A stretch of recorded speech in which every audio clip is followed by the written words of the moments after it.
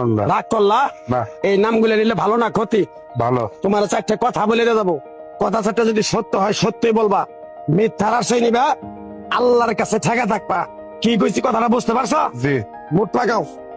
তুমি এমন একটা ব্যক্তি যে কয় আইলো তার পিছেই যাও, গেলে পরে তোমার ক্ষতি হয়, লাভ হয় না।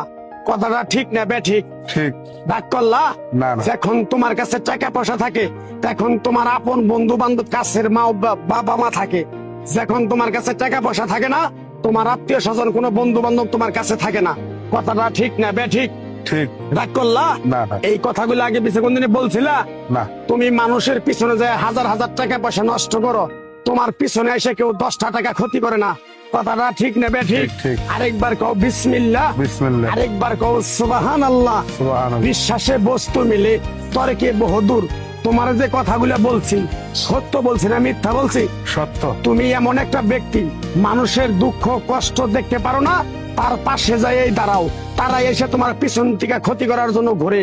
কথাটা ঠিক নেবে ঠিক? ঠিক। রাগ করলা? না। কিছুদিন আগে একটা বিপদে পড়ছিলা, অনেক বন্ধু বান্ধবের কাছে 10, 20, 50 হাজার টাকা হাওলা চাইছো, তারা তো ফোন করেই নেই, তোমার সাথে এখন যোগাযোগ বন্ধ করে দিছে। কথাটা ঠিক নেবে ঠিক? ঠিক। ঠিক। রাগ করলা? না, না। আর একটা কথা বলে যাবো,